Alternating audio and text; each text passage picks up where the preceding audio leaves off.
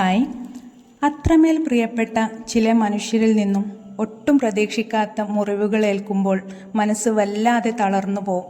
ആഴത്തിലുള്ള നോവുകൾ ഏൽക്കുമ്പോൾ തകർന്നു പോകുന്നത് നമ്മുടെ ഹൃദയം മാത്രമല്ല, മനസ്സും ശരീരവും ഒരുപോലെ വിറങ്ങലിച്ച് നിന്ന് ഒന്നനങ്ങാൻ കഴിയാതെ, ഒന്ന് ശ്വാസം വിടാൻ പോലും പറ്റാതെ മരവിപ്പ് കയറുന്നു.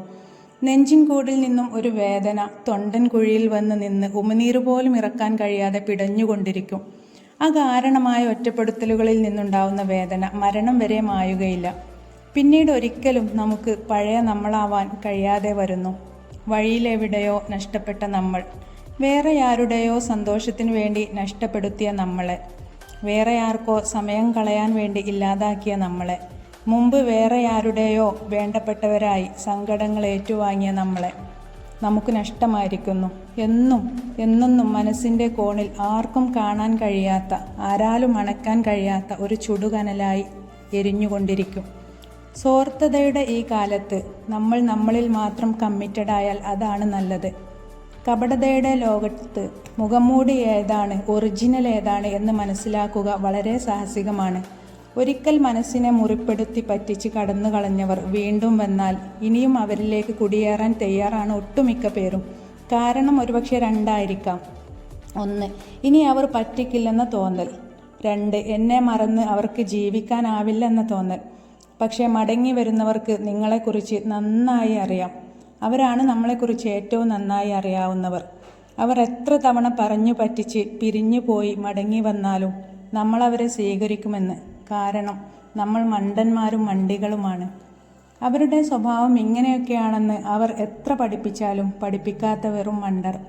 അവർക്കറിയാം നമ്മൾ അവരുടെ അനേകം ഓപ്ഷനുകളിൽ ഒന്നാണെന്ന്. പക്ഷെ നമുക്ക് ആകെ ഒരു ഓപ്ഷനേ ഉണ്ടായിരുന്നുള്ളൂ. അത് ആ ഇട്ടുപോയവരായിരുന്നു.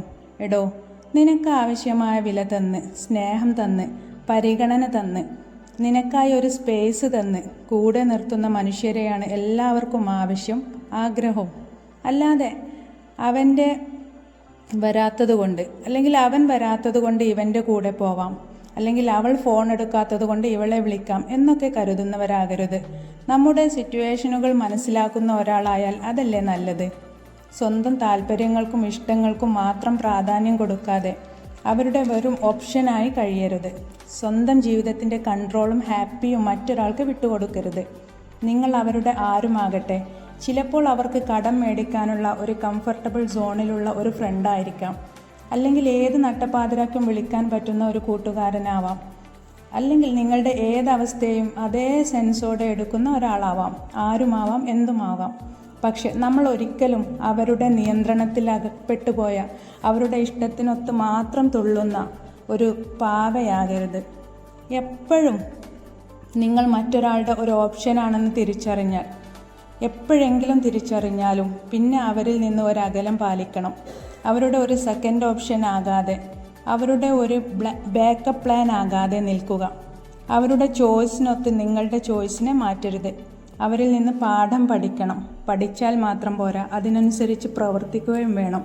നിനക്ക് നഷ്ടപ്പെട്ടതൊന്നും നീ അർഹിക്കുന്നതല്ല. By motivation Malayalam.